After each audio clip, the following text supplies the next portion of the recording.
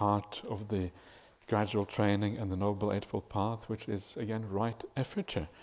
And that means, in particular, how to deal with the mind. And this is very interesting because dealing with the mind is obviously some of the most difficult things, because the mind is so fast and the thoughts arise before you can you have a chance to be properly mindful and aware of what is going on. So this is a very important part of the Buddhist path, to be able to deal with the mind. And this is really the only way that in the end you're going to be able to get some really powerful meditation, is if you deal with the mind in the right way. And this is really where it's almost like the crux of the matter in some ways.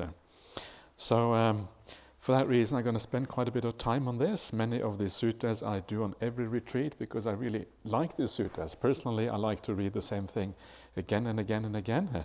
And I hope you're the same, otherwise it's going to be problematic. And the first sutta I'm going to read out is called Two Kinds of Thought. And it gives a kind of bit of a background and a kind of general framework for how to deal with the thinking mind. And I really like the sutta. It's very rich and has a lot of implications, a lot of things going on here. And for that reason, I really like this one. This is one of those autobiographical suttas where the Buddha talks about his own life before his awakening, how he actually got there. And again, the idea, obviously, with this kind of sutta is to inspire us, to kind of give us this feeling that this Buddha says, I did this, you should be practicing in the same way. I am human, you are human, so what we need to do to get to the goal is exactly the same thing. It's not different just because I happen to be the Buddha or become the Buddha eventually. It is still the same path that leads to the same place. So this is what the Buddha does, and this is one of the reasons why this is obviously quite interesting. And this is how it goes. This is Majjhima Nikaya number 19, Dveda Vitakka Sutta in Pali here. Thus have I heard, on one occasion the Blessed One was living at Savatthi in Jeta's Grove, Anathapindika's park.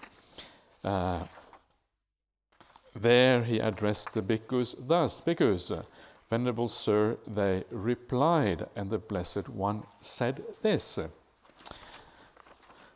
So here we have the typical start of the suttas, right? Well, it starts off, many of the longer suttas, they start off with, thus have I heard.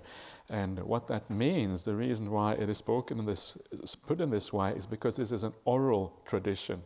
It is passed down orally from one generation to generation. And this difference here is between thus have I heard and the alternative is this is what I have seen for myself, or this is what I have heard directly. That is really the distinction here. So sometimes you will hear people like Venerable Ananda, he will say, I have heard this in the presence of the Blessed One. From the Blessed One's own lips I have heard this. And that is a difference between thus have I heard. Thus have I heard shows you it's been passed down through the generations. You weren't present yourself when these things happened, so it is something that has been passed on traditionally. That is the meaning of that. And then typically all the suttas to start off with, on one occasion the Blessed One was living at Savatthi. Savatthi, one of the places where the Buddha spent most of his time. It's called Jeta's Grove because according to tradition, I'm not sure, this is not really recorded in the earlier suttas, but according to tradition, it was owned by a prince called Jeta. And he was a prince, he was one of the sons, I think, probably of King Pasenadi of Kosala, who was the king. The king also lived in Savatthi in those days. And the prince owned this grove called Jeta's Grove. And then when the Buddha was going towards Savatthi for the first time, there was this merchant called Anathapindika who was extremely wealthy, and he decided I have to find a nice place for the Buddha to stay when it comes to Savatthi. And he said, what would be a nice place? And the idea of a nice place is somewhere where it is not too close to the city and not too far away. It's easy to access to go on arms round, right? So you can go on arms round. But then when you retire, you get away from the hustle and bustle of the city and town life. So it is that middle way, finding somewhere convenient. And Jeta's grove happened to be just right. But Prince Jeta, he did not want to sell his grove, right? This is like the landed aristocracy. They hold on to their land. They don't want to give up their land. But Antapindika is very determined. So he says, well, what if I cover this is the legend, right? This is not, I don't think this is what really happened, but this is the legend behind this. What if I cover every square centimeters of this land with gold? Will you then sell it? And Prince Jeta thought he will never be able to do that. It was a large piece of land, but then he actually is able to do that. And that's how he gets this property according to the legend. And then after that, he was pretty poor, the poor Antapindika, because he spent all this money buying this land. So again, a lot of very powerful faith and confidence in the Buddha. And this is what kind of drives him to do this. So the Buddha was living there, and if you go to Savatthi in the present day, you can actually go to this particular place. It has been kind of discovered by archaeologists. Almost all the ancient Buddhist places have been discovered through archaeology. And you can go. It's actually quite nice to go to Savatthi. It's quite peaceful there, except these days there's so many tourists. They are sometimes very noisy, these tourists. You've got to find the right time to go there early in the morning or something. Because they come and they have loudspeakers and blaring out sermons and chanting, and then you get 10 tourist buses of one group, right? 300 people belonging to one group, and they're not going to be quiet. That's absolutely certain. So that's the unfortunate thing about the kind of these places in India. They're becoming more and more touristified. That's the kind of the downside of. The Indian government wants to kind of make money out of these things, which is kind of fair enough. You can see why that's the case, but it has a downside if you are a Buddhist. But still, it is nice to go to these places. I find at least once in a lifetime to go and see where the Buddha was, the places and he gets some kind of connection with Buddhism. You get a very strong connection when you go there. Well, for many reasons. First of all, you know that this is where the Buddha was. And secondly, you recognize the places from the suttas.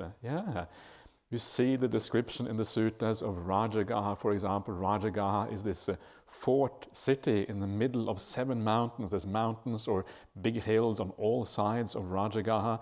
And then the city or the town, it was really just towns in those days. They weren't all that large. A few thousand, perhaps a few tens of thousands of inhabitants. It wasn't very large. But this Rajagaha was situated in these mountains. That's how it's described in the suttas. Rajagaha was also called Giribhaja. Giribhaja means like the hill fort. It was fortified by hills all the way around it. And you see the ancient fortifications, the kind of big stone walls going around the hills. So it looks exactly as it described in the suttas. That's exactly what it looks like when you go there. You go to the Vulture's Peak, right? The Vulture's Peak is in Rajagaha, and you can kind of see the shape of the vulture when you're there. You go to the hot springs. There's a place called the Hot Springs at the base of one of the mountains. It is described in the suttas that the monks would go there to bathe, that the king would go there to bathe, right? It's very interesting. It tells you how small scale everything was.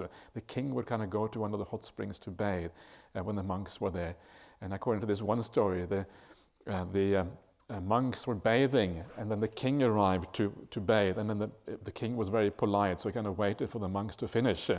And then by the time the monks had finished, it was already late. So when the king got back to the city, the gates of the city had closed. So the king had to spend the night outside the city here. It's very, you get this feeling of things being very kind of simple in those days. That kind of sounds almost unheard of in the present day for something like that to happen. Then he goes and complains to the Buddha. He says, I had to sleep outside the city because your monks are being kind of just bathing and bathing and bathing.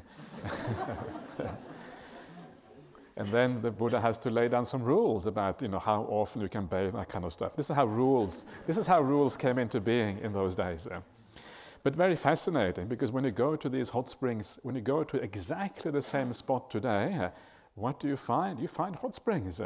And today it's a bit more elaborate, there's kind of proper bath and things, but you have all this Indian, all the local people, they're still bathing in those hot springs. It's kind of astonishing. After 2,500 years, right? Things are pretty much exactly the same. as they were at the time of the Buddha. And there's many things like that when you travel around India. You travel to Benares, Varanasi, as it is called in India. It is also called Kasi in the suttas. And lo and behold, you find people in India today who called Benares, who called it Kasi. Yeah, so I spoke to our Indian monk in our monastery, Venerable Nibbutto. He is actually a Sikh originally, but he's from India. He's from the Punjab, the north west of India. But he said that in his grandfather called Benares, he called it Kasi, right? So you can see how, again, these things are there. And then when you go to Kasi, and you go, it is still one of the kind of capitals of India of certain luxury goods like cloth and that sort of thing. And of course, at the time of the Buddha too, it was the place where you got luxury goods, like really nice cloth and that sort of thing. And you see the connection. And when you see that connection, you get a very strong feeling that the suttas are real historical documents who talk about things that happened. Sometimes you read the suttas, you're not really sure. It's hard to kind of really see them as historical documents. You're a bit uncertain about what these things really are. But when you see that connection there, they become much more alive. And you get the feeling for the Buddha as a real person who wandered around 2,500 years ago. Sometimes you're not really sure where the legend begins and where the real person stops. But in this way, you're actually building up this perception, this feeling of somebody real existing at the time of the Buddha. And that kind of gives you more, everything becomes more tangible that way, more, you can relate to it much better as a consequence. So this is the advantage of doing these things and going to India, seeing some of these things. It makes everything much more real. And so on this occasion then, at Anathapindika, in Anathapindika's park, he addressed the monks. And this is kind of the standard way things start out in the suttas. He says, bhikkhus, and they say, Venerable Sir, Bhadante, they reply here. And then the Blessed One speaks. And all of this part that you have just seen now, that is what we would normally call the narrative framework of the sutta. Only very little short paragraph, which gives you sets the scene, so to speak, for what comes afterwards. And what is interesting about this is that the narrative framework was obviously added later on. The main part of the sutta, which is what we're going to start now in a second, that is the real teaching. That is what the Buddha taught. That is what those who were present would have heard when they were there. But this other part that we have just seen, that was added at a later stage. Because it talks about the situation, and we know from the Buddhist tradition that a lot of this was added at the first council, the first communal recitation of the suttas, because there it is said, where did this happen? Who were talking, and this kind of things. So that is later. So that is already, you could arguably, slightly less reliable because it is added after the fact. And yet even that so-called unreliable information often turns out to be quite reliable. It fits with the historical facts, etc.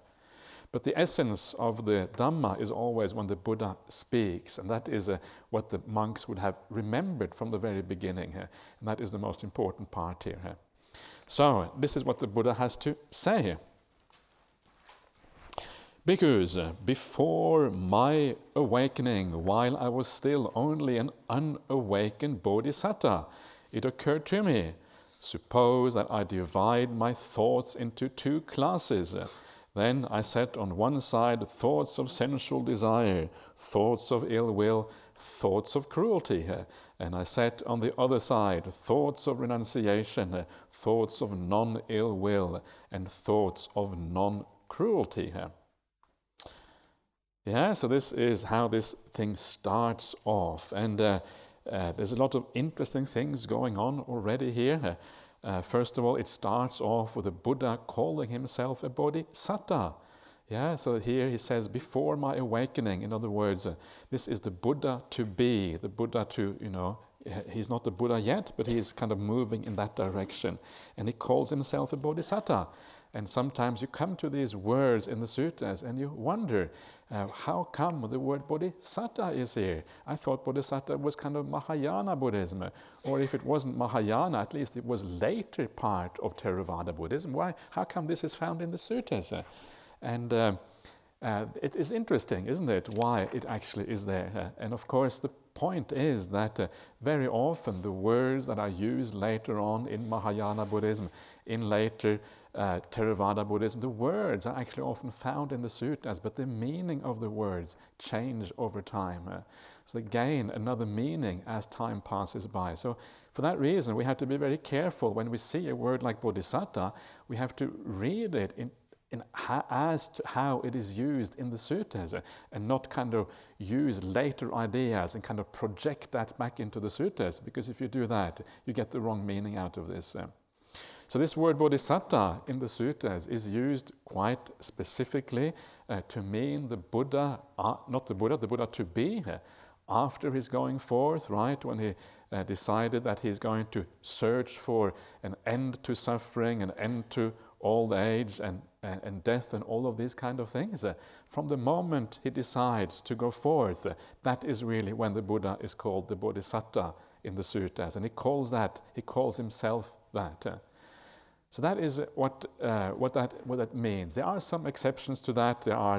Some of you may have heard of the Acharya Bhuta Sutta, the wonderful and marvelous Majjhima Nikaya 123, where we have all the marvelous events that have kind of happened around the Buddha's birth and all of these kind of things. And there, the word bodhisattva is kind of stretched back a little further back. But that sutta is much more. It is not as consistent with kind of other parallels and that sort of thing. So I don't take everything in that sutta quite as seriously as I do in other suttas. So you have to be a little bit kind of circumspect how you use these suttas. But that is the essential meaning. So it's a very different meaning from what you have in later Buddhism. It only has to do with what happens in the very last life of the Buddha after his going forth. So why is it called the Bodhisattva? What is the reason for that? Very often you may have heard, often in Mahayana Buddhism, they use the word bodhisattva, right? And bodhisattva means a being. So bodhi means awakening. So bodhisattva means like awakening being. Awakening being is kind of slightly strange, right? Awakening being is not really sure what that means. What does that mean? Does that mean he is already awakened? What does it mean he's searching for? What exactly does that mean? So the meaning of the word bodhisattva, where you don't have a V, could be actually quite different from that. And it has been suggested by some people who are scholars of Sanskrit and Pali and these kind of things that perhaps a more likely meaning of this word is not bodhisattva, but bodhisakta. And bodhisakta is a Sanskrit word that means like intent on or searching for or that sort of thing. So it means the one who is intent on or searching for awakening. Suddenly it falls into place, right? It makes much better sense. That kind of fits the context really well. And then you can, so that is how I know that Ajahn Sujato, he's now translating bodhisattva in that way, as the one who is intent on awakening here, because it fits the context and everything much better here. So, and then of course that changes the outlook also in many ways. And so that is the idea of bodhisattva in Pali. And then you are unawakened. This of course is another important aspect of this. While you are still searching for awakening, you haven't actually reached that awakening yourself yet. You don't really, you're unsure about what is going on. You haven't got right view yet, and that's why the Buddha to be is also fumbling around a little bit in the dark. He doesn't really know exactly where he is heading. That's why he makes so many mistakes on the way, why he kind of practices austerities. He almost dies practicing austerities, right? He takes it to the very extreme. That is precisely because of this lack of awakening, lack of understanding. And that is kind of one of the big problems with the whole bodhisattva ideal, the ideal that you are practicing a path that leads to awakening, because you don't know what awakening is. You're not awakened yet. You haven't seen the truth. Because you haven't seen the truth, you don't know, you are in the dark. So how can you practice a path when you don't really know what's going on? it doesn't. To me, it doesn't really work all that well. The theory doesn't really seem to work all that well, in my opinion here. Anyway, so this is the Buddha before his awakening, right? He is now trying to practice the path to find an end of the problems in life, find an end to suffering, an end to birth, old age, and death, and these kind of things. So he's just exactly where everyone else is at. And then, so this is why his practice becomes an example to the rest of us. And this is what he thinks, right? Before his awakening. He thinks, suppose that I divide my thoughts into two classes. And then he divides his thinking into kind of the bad thoughts, the ones that lead away from awakening, the ones that are defiled on the one hand, and then the pure kind of thoughts on the other hand. Yeah, this is what he does. And it may sound simple. It may sound kind of, okay, big deal, right? But actually, how many of us have actually ever thought like that? Certainly before I became a Buddhist, I never thought like that. I never thought, oh, let me divide my thoughts into two classes, right? Never ever occurred to me. But when you read it, it kind of makes really good sense. But somehow it never occurs to you. It takes someone with kind of superior wisdom and superior kind of conditioning from the past, and perhaps also because he lives in a society where people think in this way. Yeah, he lives in India, India being a very religious society where you have wise people and also stupid people, of course, but all kinds of people wandering around practicing the path. And then you listen to those people to see what they have to say. So being in the right place, I think, also matters enormously. And India has always had that ascetic tradition, people going forward, practicing samadhi, going a long way on the path already, even though they may not get fully awakened, they go a long way on that path. But where I was born, right, in Norway, that is kind of one of the least religious societies on the planet. People are completely materialistic. All they care about is kind of the latest BMW and that kind of stuff. And the chances of thinking like this are virtually zero because there's no input to think in this particular way here. So Norway is kind of the spiritual backwaters of the world if you're born in that kind of place.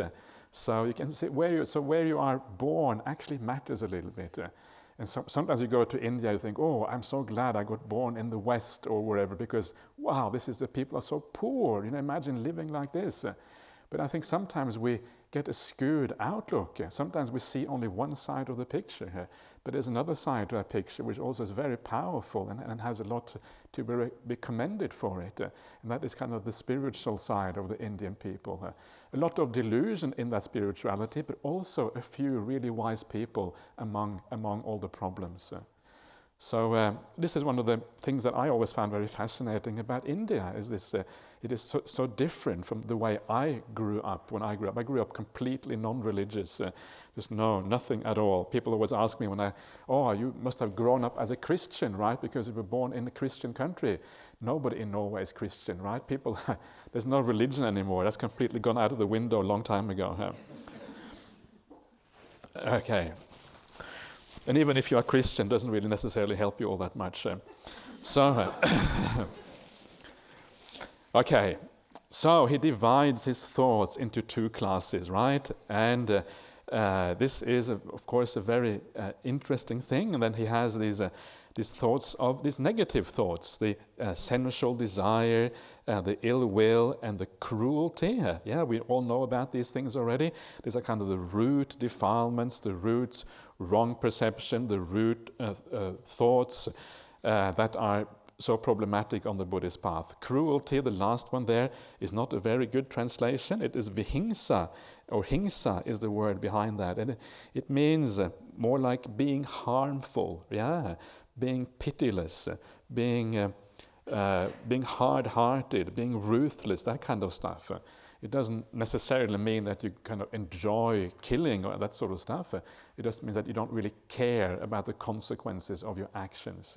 You are ruthless. Okay, if my actions lead to other people suffering, I don't care. This is about me. I'm going to do what I need to do in my life. Like the ruthless business person or something like that. So that is the one side of the thought. And then the other side is the opposite of that. Renunciation here means giving up the sensual pleasures in the world. Not giving them up in a sense of that you don't use them at all, but giving them up in a sense that you don't have any attachment to these things. You don't really have any craving for these things because you're looking towards a higher kind of happiness.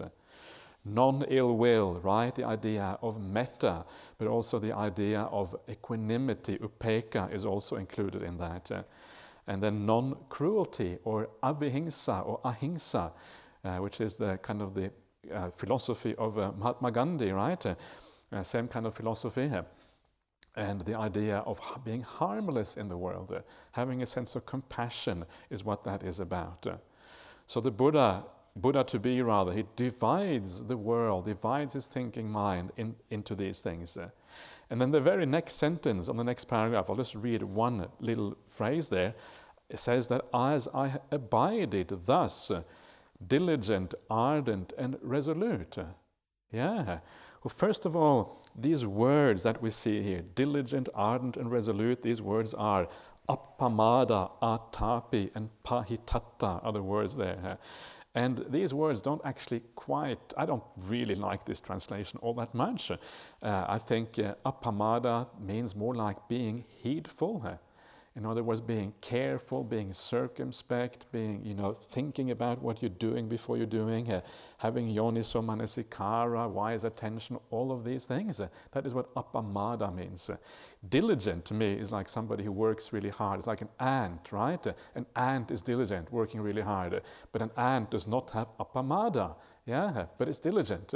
But it's not really circumspect. It just kind of works without really thinking about it.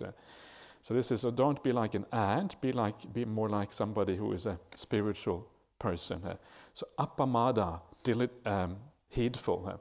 Atapi is here ardent, and ardent is not necessarily wrong, but it's just a very obscure word. Nobody knows what ardent means. It's kind of really, you have to look up, you have to have your Oxford English Dictionary next to you to figure out what these words mean. But atapi just means energetic, really. It means putting forth effort. That is really what it is about. So you put forth effort. So having energy. And resolute here, pahitatta, is also related very much to what we are looking at now. Pahitatta is related to the word padana. Padana means effort. Sixth factor on the Noble Eightfold Path, samma padana, right effort. And that word is directly related to that. So it means having effort. So what this means basically is that you put forth a certain amount of effort, but a heedful, careful, circumspect kind of effort where you are doing things in the right way. So, and of course, what is interesting here is that he says, as I abided thus with effort. So what he's referring to is what he has just said. So what is that effort? And that effort, you will see, therefore, is precisely the fact that you are dividing your thinking mind into two classes. That is that effort. So when we talk about right effort on the Buddhist path, of course, this ability to divide your thinking mind into two classes is all about wisdom. It's all about insight. It's all about yoniso manasikara. So right effort means that. It means wisdom, it means insight, it means understanding. It does not mean using willpower, applying yourself with kind of gritting your teeth and clenching your fist and this kind of stuff. It means actually being wise. And this is one of the first places, and I remember reading that. Sometimes you read these things and you read them too fast and you're not able to take on board these kind of subtler points. But after you have read it 100 times, I had to read it like 99 times before I got this. And on the 100th time, after you have digested everything else, these small things start to stand out. I think, wait a minute, what's going on here? And actually, you realize that it is because, and also, of course, getting the conditioning from Ajahn Brahma. Ajahn Brahma was very big on wisdom power rather than willpower, right? And then you start to see these things, and you see how it all fits together very nicely. So that is what it means to have effort. It as a wise kind of effort that you are using here. And it may seem, once you have understood the idea of dividing your thoughts into two classes, it may seem obvious, but of course it isn't really. It isn't obvious because we know the coarser aspects of bad thoughts, the coarser aspects of good thoughts. We know about that because it is quite obvious. If you have strong sense of ill will or negativity, you feel it inside so easily. But what is hard is to see the refined manifestations of these things. When kind of the ill will is very subtle, or the desire is very, very subtle, you can't see it. You are just attached to something, right? Your mind doesn't go deeper in meditation. Why does it not go deeper? And you can't really figure it out. You try to see why doesn't it go deeper, and there is a subtle attachment there to the sensual world that stops you from letting go and therefore from going deeper. This is the kind of thing that we are looking out for. So you're holding on to your body, or you're not willing to let go of your ability to see, right? But you have to let go of all seeing. That is what we mean by attachment here. You are attached to the very idea of being able to see, or to hear, or to feel. This is the idea of sensuality in its most profound sense. So very, very subtle. Yeah, so you have to kind of being able to give up sight completely. Okay, I'm going to be blind forever after. That's fine, because I'm moving into a much greater happiness. That's almost the kind of thing you have to do. That is why it can seem difficult. But of course, the idea here is that as you walk that path, because you see the happiness that comes from giving up, that is what makes it easy to do, even though it may sound difficult to begin with. So this is actually much more profound than it may seem, and this is why so much of the path is about meditate, reflect on your meditation, why the Satipatthanas are all about overcoming the refined problems of the mind, the refined hindrances that are blocking you. That is what Satipatthana practice really is about. And it becomes very clear once you read the Satipatthana Sutta. We're not going to be doing it on this retreat because I'm trying to do things a little bit differently every time, but it is certainly there if you read it. So, that is the first thing, right? Dividing your thought into these things. And then once he has done that, made that division, then he can start to deal with the negative thinking. And this is what comes next. So he says, as I abided thus, heedful, energetic, and with effort, a thought of sensual desire arose in me. I understood thus. This thought of sensual desire has arisen in me. It leads to my own affliction, suffering, right? To others' affliction, and to the affliction of both. It obstructs wisdom, causes difficulties, and leads away from Nibbana. When I considered this leads to my own affliction, it subsided in me. When I considered this leads to others' affliction, it subsided in me. When I considered this leads to the affliction of both, it subsided in me. When I considered it obstructs wisdom, causes difficulties, and leads away from Nibbana, it subsided in me. Whenever a thought of sensual desire arose in me, I abandoned it, removed it, did away with it. So this is how you deal with the defilements of the mind, right? Here you are. This is how the Buddha says we should do things. And of course, what is so interesting about this method, there's nothing here about suppressing anything. There's nothing here about using willpower to achieve anything. It is all about thinking about it in the right way. That is what it's all about. It's all about wisdom. It's all about being smart, all about insight. That is how you overcome these things. And you will remember that, the sutta I was quoting yesterday or the day before or whenever, it all blurs into one mass of days after a while. I'm not really sure what happened when. But the sutta talks about the two powers, right? The power of reflection and the power of development. And this here is precisely about the power of reflection. The power of reflection is always about how to overcome the negative tendencies of body, speech, and mind. And this is what we are doing here, by reflecting in the right way. It is very, very, very interesting because it gives us very clear directions how to overcome these things.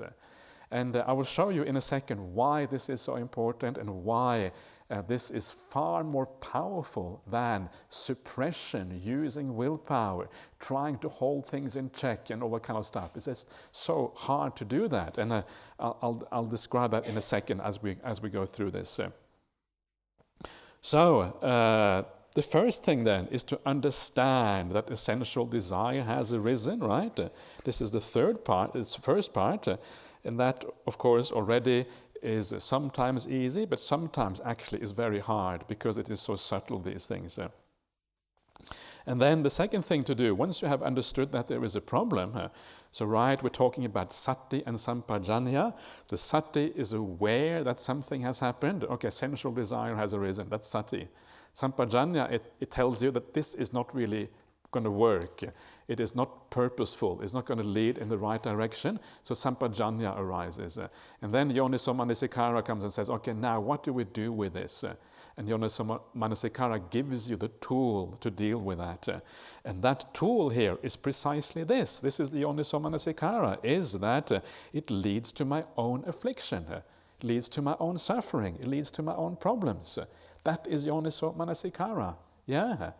But it's not just thinking that it leads to my own affliction, it's actually understanding that. You can think that as much as you like on a superficial way, it's not going to do anything, but you really have to understand that that's the case.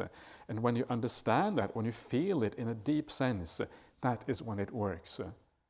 So why is it that sensual desires, sensual pleasures lead to suffering? What is the reason for that? And again, it's one of those things that is quite hard to see, because normally we enjoy our sensual world to some extent. And I should say straight away that to me it is far more important to focus on the ill will and the harmfulness side of things. That is far more important, because that is where the real harm is and the real problems are. If you want to focus a little bit on sensual desire, you can do that as well. But first of all, the ill will is most important to deal with, and then we can deal with sensual desires afterwards. But this sutta starts with sensual desire, and I think the reason is because it is the same sequence as you see in the 5 hindrances. There's a certain standardization in the suttas there. So how do we do this? Just to give you a brief idea, I'm going to talk more about this later on, but just some brief hints at why this is a problem. And one reason it is a problem is because every time there is sensual desire, there is attachment. And as long as there is attachment, there is going to be suffering in the future. You're attached to something, eventually it will have to go. So every time you have a thought of sensual desire, you're also asking for some degree of suffering in the future. This is one of them, one of the problems. Another problem is that the sensual things of the world, they are limited. Often we compete over the same things, right? We compete over partners, we compete over promotions, we compete. Sometimes we compete over things directly in front of us if there isn't enough of something. Like a child, competing over a toy or a piece of or a biscuit or something like that. And all of these things happen all the time. Competition is driven in large part by sensual desire, and then we create problems out of that. So these are just some examples, but ultimately the main reason why this is a really big problem is that sensual desire is the main thing that binds us to samsaric existence. Sensual pleasures are always about the future. An inherent part of sensual pleasures is desire, is craving, this idea that you're always searching a future state. And because you're always searching for a future state, you keep this samsaric cycle going. You're always projecting into the future one way or another. So this is by far the most important source of attachment to samsaric existence. And this is, of course, a very big problem with sensual pleasures. That basically we are perpetuating suffering endlessly into the future as long as we hold on to these sensual pleasures too much. So when you start thinking like this, you start to realize, yes, this really is for my own suffering, right? every time I think about this, I'm adding another knot to the rope that ties me to samsara. That's essentially what it's like. So do you want to add another knot, or do you want to loosen some of those knots and some of those shackles that are binding you to samsaric existence? That is really the choice there. But as always, to be able to really appreciate these things, you have to reflect on them. Yeah, again, about wisdom power, reflecting on these things. And then as you reflect on them, they become more part of your psychology, part of who you are. And gradually, you are changing your viewpoint and looking at the whole world in a different way. This is quite challenging, and it takes a lot of perseverance and persistence to do this sort of stuff, because we are so used to the pleasures of the world. They are so much part of our life, and it takes a lot of modeling our view of the world. But gradually it's possible to overcome these things. But allow it to be natural. Don't force these things. If you force it too much, you're just going to suffer endlessly because of this. The idea is not to suffer. The idea is just to use wisdom so as to effect a natural change. That is what it is about. Then, of course, it leads to the suffering of others, right? To other people's affliction. So if we want to be kind and compassionate in the world, again, sensual desire is problematic. Why? Because we compete over things, and when we have sensual desire, we have vested interest, we have attachments. We're no longer looking out for what is good for other people, we're looking out for what is good for us. That is the very nature of sensual pleasures. And it is problematic for both, yeah? It is not just one or the other. Actually, it is problematic both for myself and for others when we attach to these things, when we have these kind of desires. So for everyone, it's not as if I can be a martyr, right? Martyr, and then I will sacrifice myself for the benefit of others. It doesn't work that way, because it is bad for both, and that is kind of the idea here. So then the last thought is that it obstructs wisdom. Yeah, panya, nirodhika, it makes wisdom cease. And if you are keen on wisdom, I think most sensible people would like to be wise. Wise is like the highest faculty on the Buddhist path. Very, to my mind, very beautiful idea of being wise, because when you are wise, that is when you can make decisions that lead away from suffering and towards happiness. Wisdom is precisely this ability, ultimately, to be more happy in the world, have less problems, have less suffering. That is what wisdom really is about. And that is why it is such a beautiful thing. So anything that obstructs wisdom, makes wisdom cease, it's bad news, right? It's really terrible. If you understand the importance of this, it is something that is really, really negative. So when you have sensual desire, your mind is kind of warped, it is distorted, you cannot see straight. Causes difficulties, agata, agata, whatever. Something like agata means like difficulties, so it's problematic. In other words, it is also inherently painful when you have sensual desire. It is inherently painful because it leads to agitation and restlessness and all of these kind of things. And the last one, it leads away from nibbana. So that nibbana, it means like extinguishment on the Buddhist path. You want to extinguish stuff, extinguish anger, extinguish greed, right? So you are, instead of going towards extinguishment of these things, you are moving towards more fires being lit instead. And this is what one of the metaphors in the suttas for the defilements, they are fires, the fires of greed, hatred, and delusion. They are restless, just like flames moving inside you. They're hot. You feel heated when you get angry, right? And this kind of stuff. So you are moving away from that. And nibbana is cool, extinguished. You feel at ease. You feel mindful in the world. You feel at peace. the anti-nibbana is the opposite, is the kind of the negative of all of that. So nibbana is very beautiful. You may think that I don't know what nibbana is, but you do already to some extent know what nibbana is, because you know degrees of this, lesser degrees, and that is sufficient to give you some idea what is going on. So this is how you reflect, right? And when you reflect like this, then it disappears.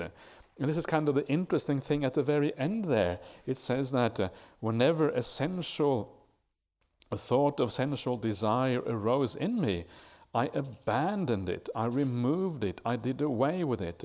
Sometimes this is translated as I obliterated it, right? Obliteration is kind of something very kind of, it sounds very willful. You obliterate something. And all of these words, removing it, doing away with it, obliterating it, annihilating things, give this feeling that you're using a lot of power to make these things disappear. And this is where we have to be so careful, because we have to remember that translations are uncertain, the exact meaning of things are uncertain. What does it actually mean to obliterate something in the Pali Suttas? What does it mean to annihilate things?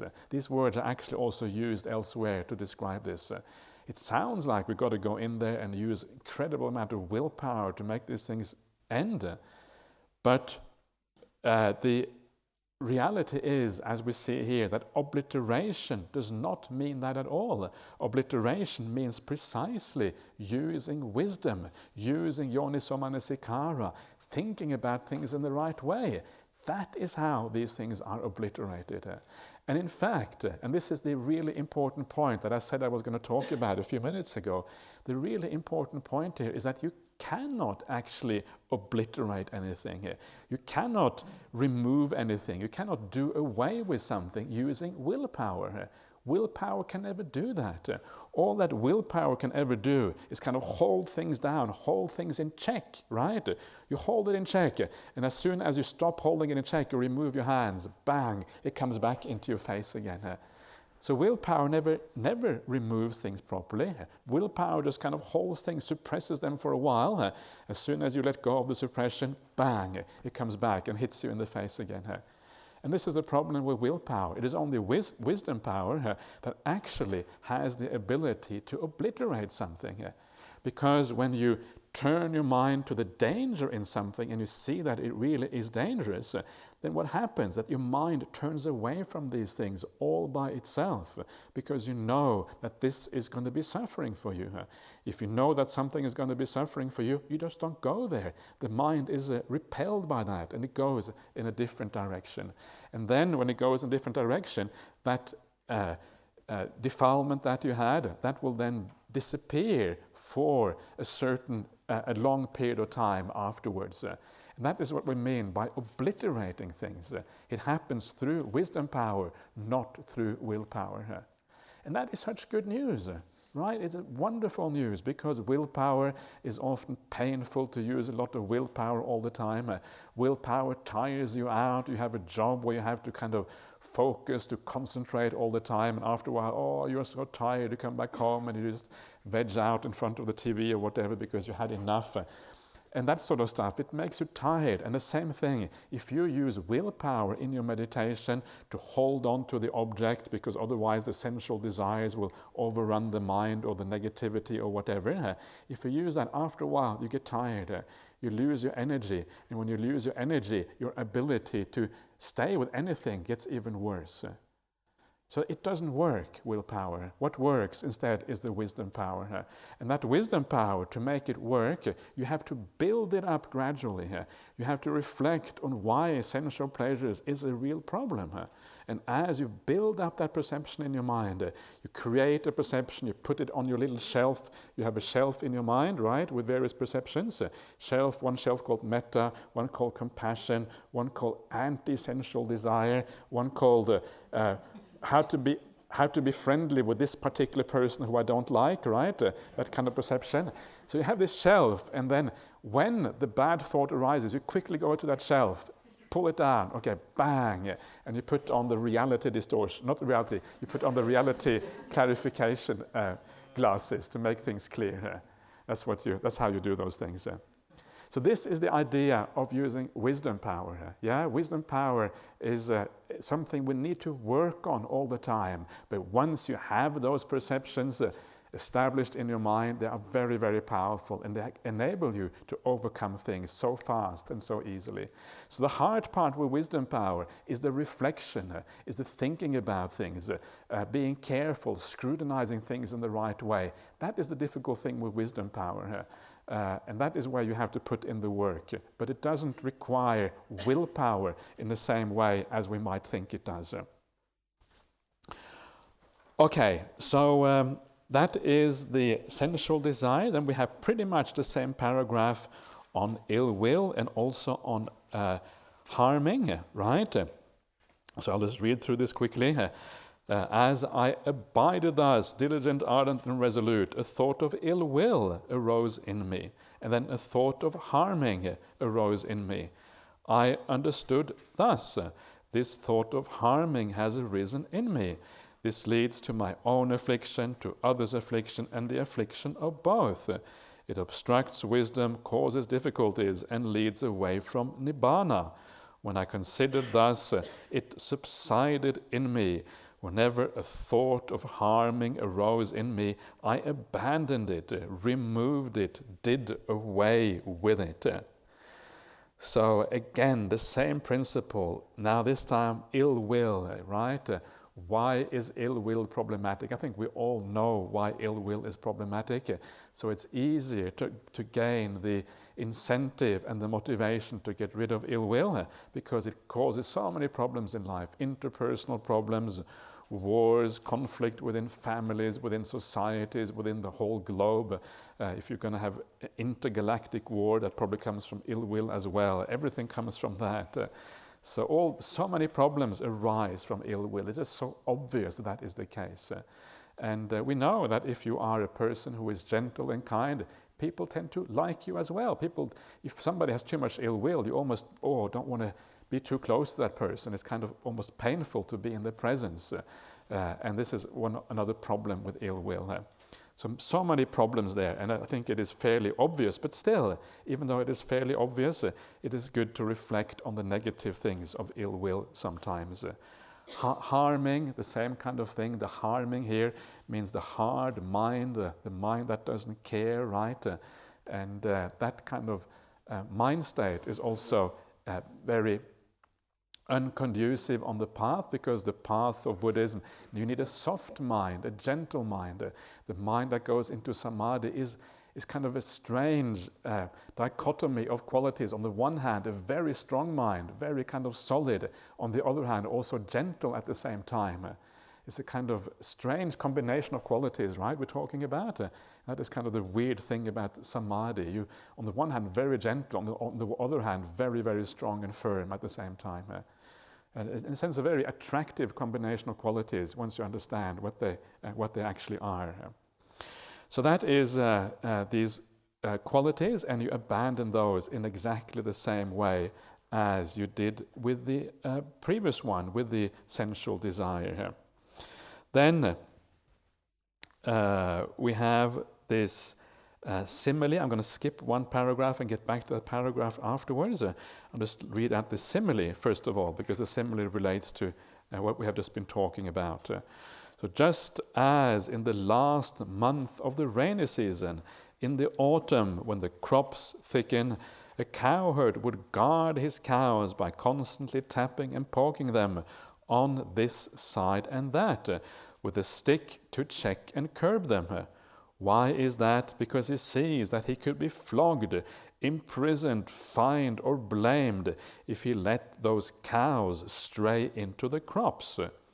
So too I saw in unwholesome states, or unwholesome qualities, the danger, degradation, defilement, and in the wholesome qualities, the blessing of renunciation, the aspect of cleansing.